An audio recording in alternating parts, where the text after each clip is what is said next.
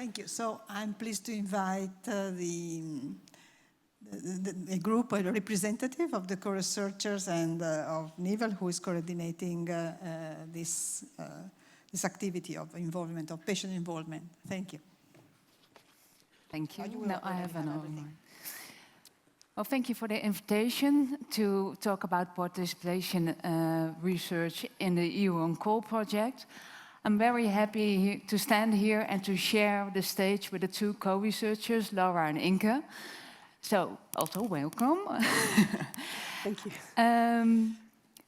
This is quite unique because participation research in general is quite unique, and participation of researchers in such a large-scale project is definitely unique.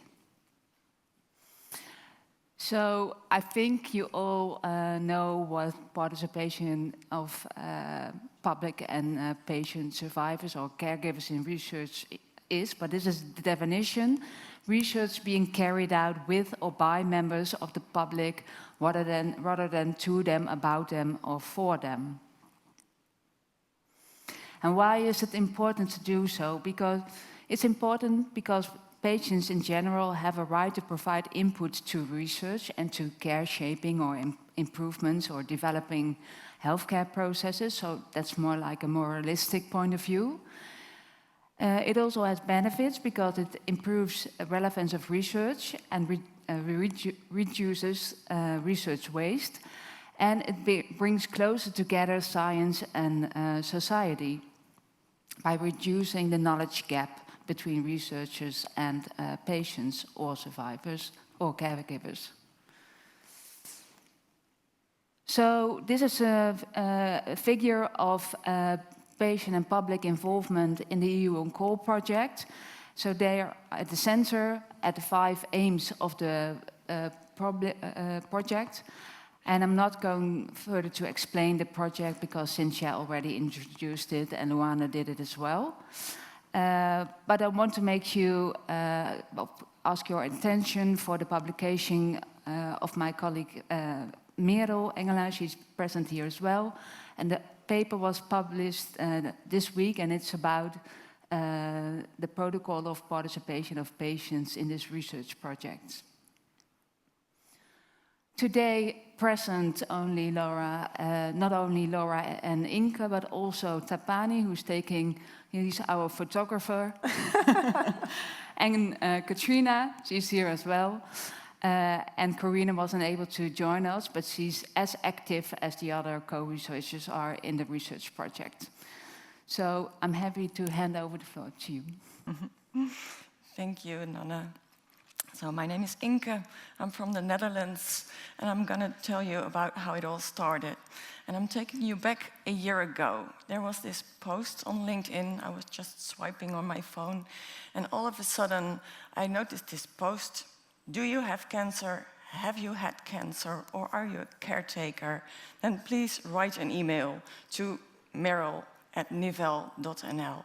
And NIVEL is actually a quite well-known organization in the Netherlands. And I didn't hesitate. I wrote an email, and Merel called me a few days later, and she organized an interview. And I told her I suffered cervical cancer at the age of 34, quite a while ago. And I'm interested in research in quality of life. And I'm interested in research, well, in a broad way. So she asked me actually to join the team, which I did. After that, she organized meetings. She had meetings with all of us, and we got to know each other, and we were introduced to the researchers and the work packages also. And ever since, we are meeting every 2 weeks to catch up with each other. Merel asked us about our talents, our profession. I work as a health psychologist. I'm a physical therapist as well. So how can we use that, being a co-researcher? So that was the first slide. Of course, there were challenges, especially at first, because we were not all familiar with research or with healthcare research.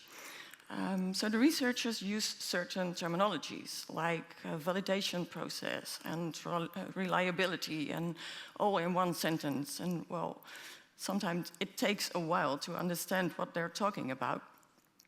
And for most researchers, it's new to collaborate with us also.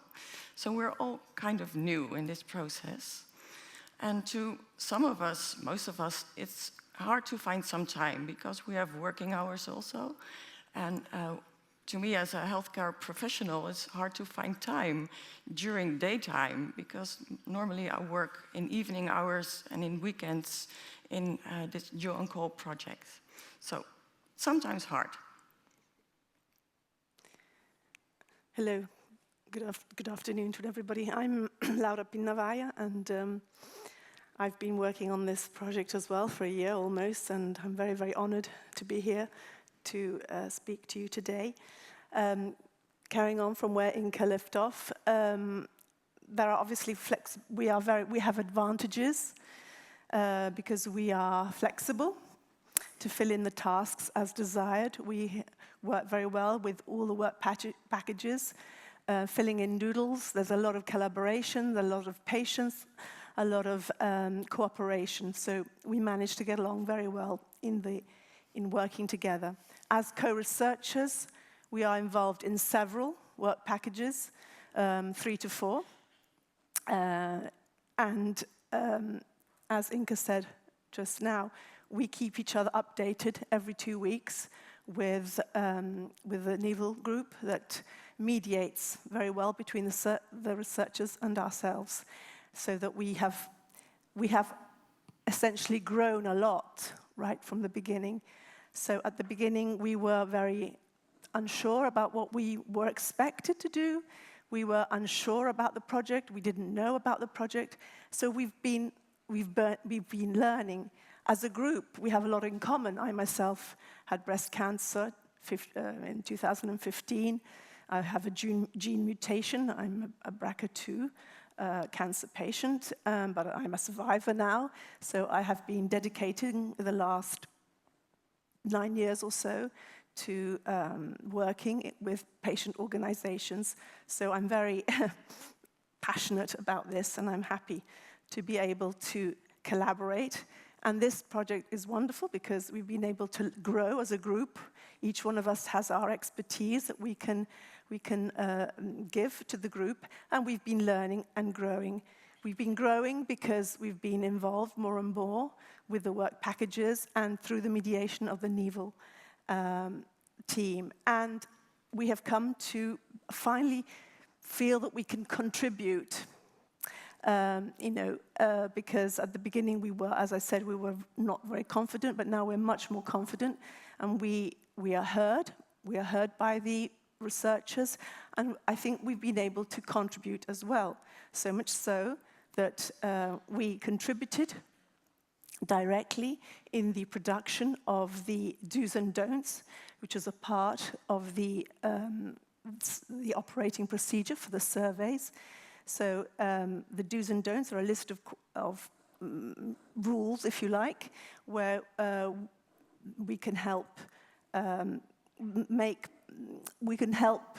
in the recruitment phase, and we can help in the administration phase of the questionnaire, thus allowing for patients to feel that they're being followed and they're being respected, both in the recruitment phase, in the sense that they can feel free to join if they want or if they don't want to. And once they have joined, if they decide to undertake the survey, then there's this phase where the do's and don'ts help the administrators respect the patients, their privacy, and obviously the handling of the data once we have it. I think. And that was that. And then it's back to you, Inka, I think. Yes. So in this pilot study, it was actually very nice that Cynthia showed us the slide, that there's also another work package 9, is about communication and dissemination. And actually they were involved in this work package as well to help develop posters and flyers. to get as many participants as we can in this pilot study. And we were all 5 of us, all co-researchers, they joined this meeting together with Work Package 9. So now there are lovely posters and flyers, and also the use of social media.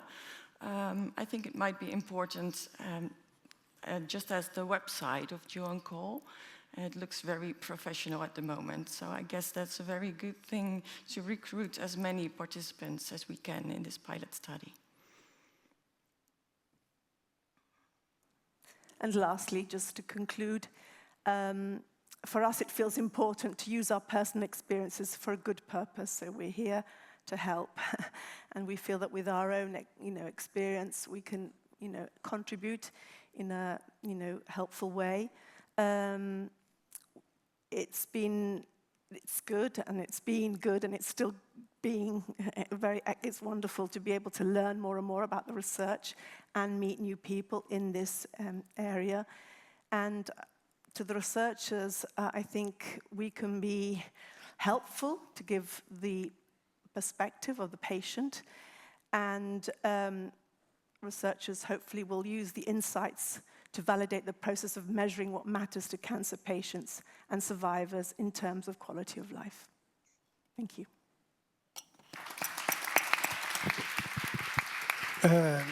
Thank you very much, Nan, Laura, and Inke for what you have done, because it's a practical demonstration how we tried to translate in practice the concept of co-research, co-implementation, eco-design, that are keywords very frequently included by European Union in all the calls, but not so frequently are implemented in such a way. Yeah. Thank you again. Thank you.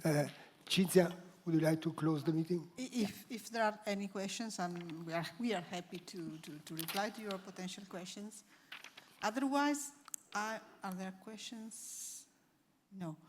Otherwise, I would like to thank all the cancer centers who have been collaborating with us.